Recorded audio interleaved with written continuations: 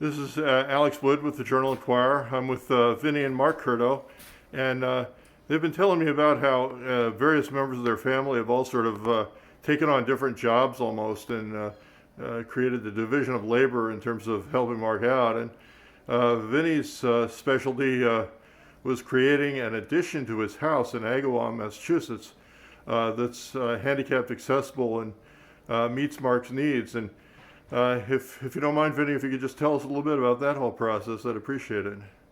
Yeah, it all started out where we just kind of decided that, Marc was going to need some kind of 24-hour care, and was going to need friends and family and around all the time to help take care of him. So my wife and I decided that we wanted to add on this little apartment for him, and it really just kind of took hold pretty quickly. So we kind of designed it out. It's 900 square feet.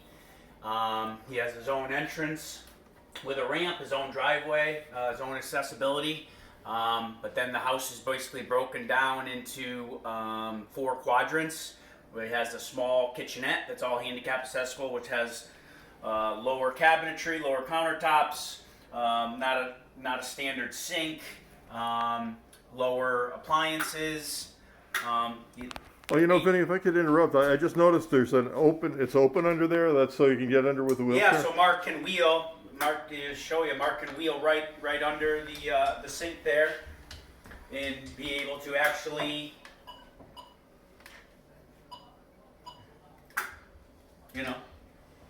help do dishes, clean, get water, do things on his own. Our whole thought process was to try to give Marc as much independence as we could. It's completely wide open. It's all one floor.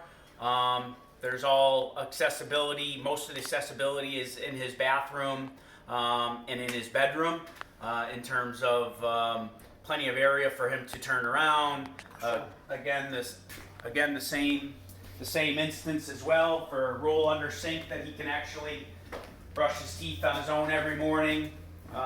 He has a full roll-in shower enclosure, so when he does have his personal care assistants here that help him get ready every morning, they can give him a shower.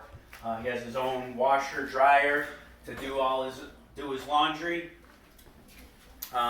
His bedroom, again, completely wide open. He does need a hospital bed.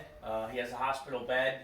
This is actually a hydraulic lift that we use to get him in and out of bed every morning, and put him back in bed at night. It's just to try to make things easier on all of us. Sometimes you have a lot of hands. Sometimes you only have one hand. So we try to make things be able to happen if he only has one person to assist him.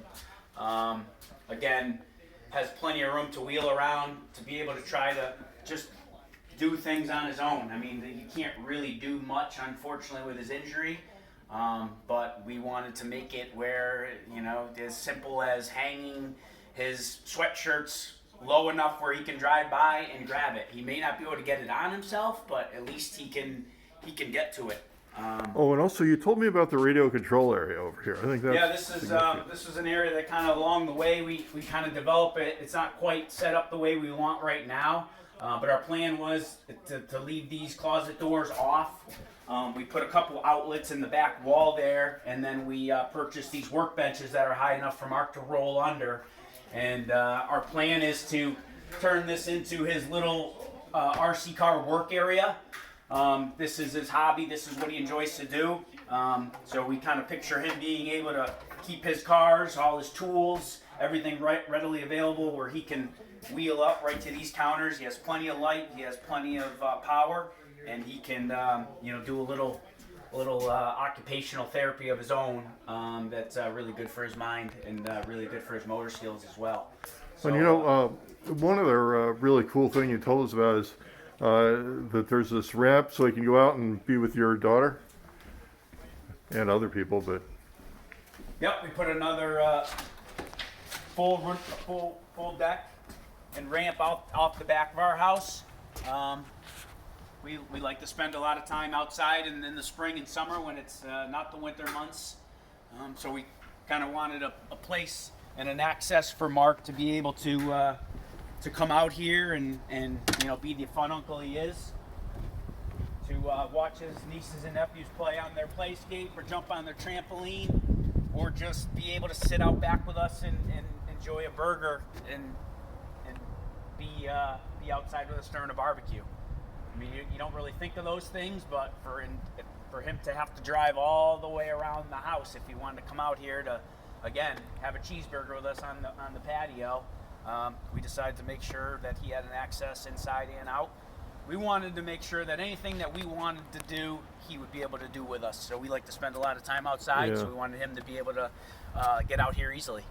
Yeah, and Vinnie, we're not going to be able to go through this part in detail, but I just wanted to mention the fact that you told me about how many people donated to this, donating lumber and supplies, like I said earlier, labor, and all sorts of things. It would take me hours to go over the list of people, and I would probably forget some. But yeah, whether it be large supply companies that donated materials, or just local contractors in the area that came over on Saturdays and Sundays to help build it, to put on siding and windows and pour concrete, do the roofing.